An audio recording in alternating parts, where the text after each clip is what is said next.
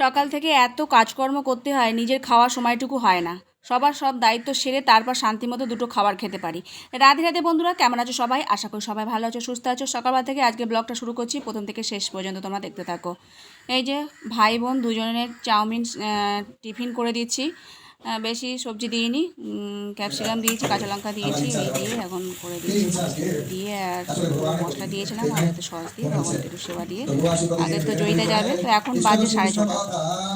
তাড়াতাড়ি করে রান্না হয়েছে, গোবর জন্য একটু করেছি। আর জয়িতাকে একটুখানি ছাতু গুলে দিই, তো ছাতু গুলে খেয়ে যায় আর তারপরে চাউমিনটা নিয়ে যায়। আর গোগো একটু খাবে আর নিয়ে যাবে, ওর ওটা হয়ে যায়। ও তো ছাতুটা খায়নি, তো পরে যাবে, বেলাতে যায়। আর এদিকে রান্না করব। গাছে অনেকগুলো পেঁপে আবার হয়ে গেছে। গাছটা যদি ভারী হয়ে যায় তখন আবার গাছটা মানে বর্ষাতে তো মাটি নরম হয়ে থাকে, হেলে গিয়ে আবার পড়ে যাওয়ার ভয় আছে। দেখছো গাছটাকে কেমন দড়ি দিয়ে বেঁধে রেখেছি জানলাতে, কিন্তু ভারীও হয়ে যাচ্ছে, বড় মানে গাছটা এত তাড়াতাড়ি লম্বা হচ্ছে। তো পাতা কিছু কেটে ফেলে দিতে বলেছি, আর বড় বড় পেঁপেগুলো একটু বললাম পেড়ে দে। আবার পেঁপে এত পেকে যাচ্ছে, হনুমান এসে আবার পেঁপেগুলো মানে নষ্ট করে দিচ্ছে। পাকা পেঁপেগুলো খাচ্ছেও না, অর্ধেকটা খেয়ে আর ফেলে দিচ্ছে। পরশুদিন একটা বড় পেঁপে পেকেছিল, তো সেটাকে আবার পারলো, দেখলাম জানলা থেকে দেখতে পাচ্ছি পারছে, পেরে খাচ্ছে, তারপর দেখলাম নিচে আবার ফেলেও দিয়েছে। তো এখন ওই বড় বড় পেঁপেগুলো পারতে বলছি, দু একটা দেখছি রং ধরেছে সামান্য, তো পেরে দিক। আর বললাম যে কয়েকটা পাতা যদি ছেটে ফেলে দিতে পারে খুব ভালো হয়। তো ওর আর হাত যাচ্ছে না, গাছটা অনেকখানি লম্বা হয়ে গেছে, আর আমি উঠতে পারবো না, পাঁচিলটা এমনই।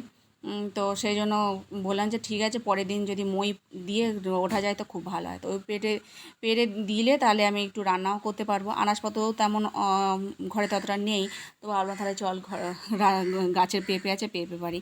আসলে আমার গাছ বসানোর শখ আগাগোড়াই ছিল। আমি তো আগে ছাদ বাগানও করেছিলাম, ছাদে প্রচুর রকমের গাছ ছিল, ফলের গাছ ছিল, ফুলের গাছ ছিল। আমি বেশিরভাগ ফলের গাছটাই পছন্দ করি।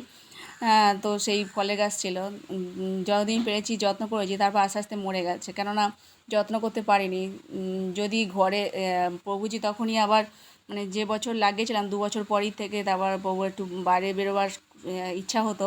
তো এই জন্য সমস্ত ধামগুলো যেতাম, তখন আর মানে 1 সপ্তাহ 8 দিন গাছের যত্ন আর ঠিক করা হতো না, 10 দিন। তো তখন আর গাছগুলো আস্তে আস্তে ধীরে ধীরে মরে গেল। তারপর থেকে আর করিনি। আর খাটনিও প্রচুর হয়, মাটিও ছাদে নিয়ে যেতে হয়, তারপর সব মাটিগুলো নিচে ফেলে দিয়েছি, আর গাছ লাগাইনি তারপর থেকে।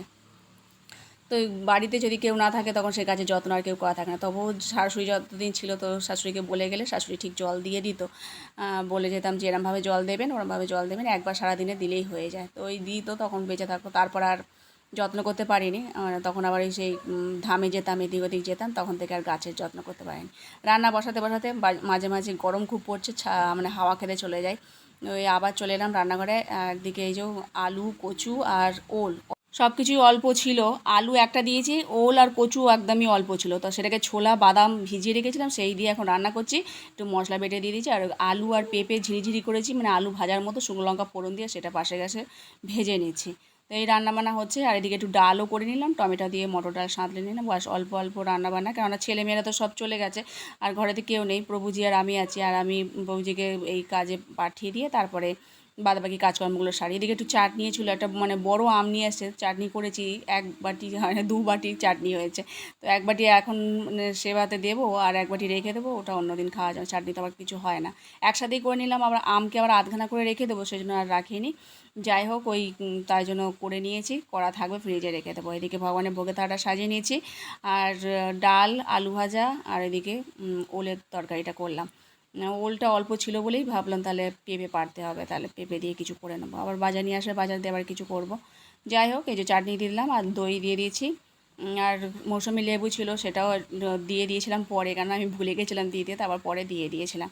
তো ভগবানের সেবা হয়ে গেছে, তারপরে প্রসাদ পাওয়ার পালা। প্রভুজি প্রসাদ পেয়ে চলে যাচ্ছে, কেন আজ একটু তাড়া ছিল। আর বৃষ্টি যে তেমন হয়নি, ধরে আছে, কিন্তু মেঘলা মেঘলা ওয়েদার হয়েছে। কিন্তু আমার এখনও খাওয়া দাওয়া হয়নি। এই হয় সব কিছু করে, আর তারপরে ওকে খেতে দিয়ে দিই, ও খাওয়া শুরু হয়ে যায়। আমার নিয়ে বসতে আবার দেরি হয়ে যায়, তো আমি খেতে খেতে আবার উঠে আসতে পারবো না, তো ওকে আবার ছাড়তে যেতে হবে। তো সেই জন্য প্রভুজি নিজেই বললো যে তুমি পরে খাও, আমি খেয়ে দিয়ে বেরিয়ে যাই তারপরে। তা প্রভুজি চলে যাওয়ার পর আমি আবার জল ভরলাম ফিল্টার থেকে, ভরে তারপর এসে দুটো শান্তি মতো খেলাম, নইলে খাওয়া দাওয়াই হয় না ঠিক মতো টাইমে। তো সবার সব কিছু দায়িত্ব পালন করে তারপর শান্তি মতো দুটো খেলাম। খেয়ে এখন এই যে সকাল থেকে বাসনগুলো পড়েছিল, ওদের টিফিন বাটি, সেগুলো সব ধুলাম, খাওয়া দাওয়ার বাসন ধুয়ে আর এখানে এখন উপর করে রেখে দিয়েছি। তারপরে কাজের ফাঁকে ফাঁকে আমি ওই যে একটুখানি তেল মাখিয়ে নিয়েছি, 2 দিন ধরে শ্যাম্পু করেছি, মাথায় তেল দেওয়া হয়নি, চুলগুলো উস্কো উস্কো হয়ে আছে। তেলটা ঘরেই বানানো, নারকেল তেল সর্ষের তেল মিশিয়ে আর একটু অ্যালোভেরা, তারপরে মেথি আর কালো জিরে এইসবগুলো দিয়ে আর ফুটিয়ে রেখেছি। কারি পাতা সবই তো ঘরে আছে জানোই, তো সেইগুলো দিয়ে আর ফুটিয়ে রেখে দিয়ে এরকম করে মাখিয়ে আর একটুখানি চুলের যত্ন করে নিয়েছি। তারপর দুপুরবেলা, এটা এখন বাজে 3:30, মানে জয়িতা চলে এসেছে, তবে এখনও প্রভুজি আসেনি। আর এখন একদম কালো মতো আকাশ হয়ে আছে। তো এত কলা গাছ হয়ে আছে, তো কলা গাছের পাতায় মনে হচ্ছে একটু ভাত খেতে পারলে ভালো হয়, কিন্তু বর্ষার হাওয়াতে না পাতাগুলো সব ফেটে ফেটে গেছে। তো যেগুলো ভালো গোটা গোটা আছে, ইচ্ছা হলো যে কলা পাতা পারি, তাতে আজকে দুপুরে ভাত খাবো। সকালবেলা তো অত টাইম হয় না যে কলা পাতা পেড়ে তাতে ভাত খাওয়ার জন্য।